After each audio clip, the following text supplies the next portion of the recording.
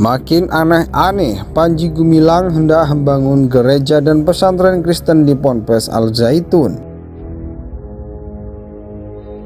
Kalau memang sudah ada santri Kristen di sini sudah ada masjid kecil, dan akan kita bangun juga gereja kecil di tempat ini. Juga tempat-tempat ibadah yang lain, kuil, dan sebagainya. Nah, kalau orang non-muslim mau bikin gereja di Indonesia, maka saya kira silahkan saja, gak ada masalah. Tapi di sini yang menjadi masalah adalah orang Islam membangunkan gereja. Ini yang perlu diperhatikan. Lantas, bagaimanakah hukumnya? Nah, menilik dari pendapat madhab Imam Syafi'i, ya, seandainya seseorang ini berwasiat untuk membangun gereja, ya, maka wasiat itu batal karena membangun gereja ini adalah maksiat. Begitu juga merenovasinya, dan tidak ada perbedaan baik orang yang berwasiat itu adalah muslim ataupun kafir, sama-sama batal, ya.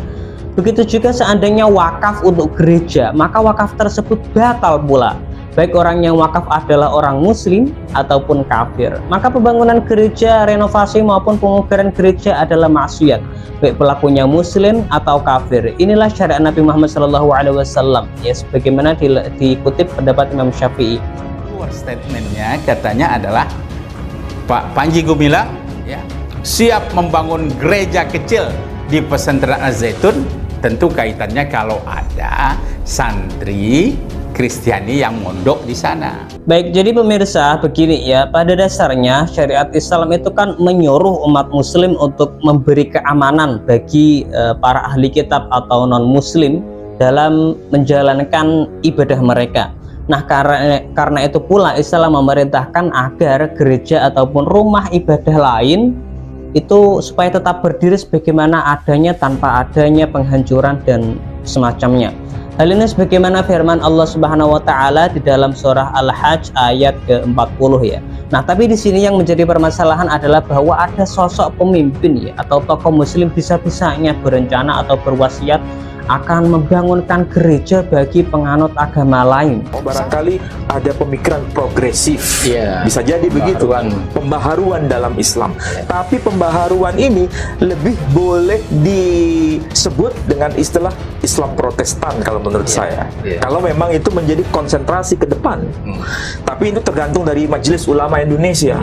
Apakah punya sikap yang tegas untuk bisa berdialog dan sekaligus berhujjah secara bijaksana. Ini menarik ini. Ini saya pikir barang baru ini, ya, barang baru dan agak punya nilai novelty tinggi. Tetapi tentu ini ada sesuatu yang perlu juga kita pertanyakan. Aneh tapi nyata, Panji Gumilang ingin membangun gereja dan pesantren Kristen di Ponpes Al Zaitun Indramayu. Hal ini membuat publik semakin mempertanyakan sosok Panji Gumilang yang merupakan pendiri sekaligus pimpinan Ponpes Al Zaitun Indramayu tersebut. Sebab Panji Gumilang terus-terusan membuat kontroversi yang menghebohkan publik. Ada banyak deretan kontroversi yang disebabkan oleh Panji Gumilang. Terbaru mengenai akan dibangunnya pesantren Kristen dan gereja di dalam Ponpes Al Zaitun Indramayu ini, seperti yang diunggah oleh kanal YouTube @ENN Indonesia.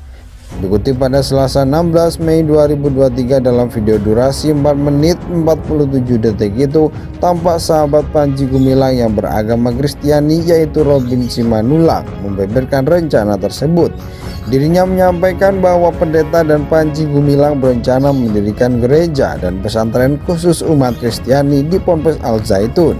Tak hanya itu, bahkan Syekh Panji Gumilang juga berencana untuk membangun seluruh rumah ibadah umat beragama yang ada di Indonesia. Saya bilang kalau di sini ada pesantren Kristen akan kita didik dengan baik, dan jika ada santri Kristen maka akan kita buat gereja di sini, ungkap Robin Simanulak menirukan ucapan Panji Gumilang. Dan lebih dari itu, akan dibangun tempat ibadah lainnya umat beragama di Indonesia, ujar Robin. Robin mengatakan rencana Panji Gumilang untuk membangun pesantren Kristen dan gereja di Ponpes Al Zaitun Indramayu ini karena ingin membuat kerukunan dengan membuat seluruh tempat ibadah bagi seluruh umat beragama.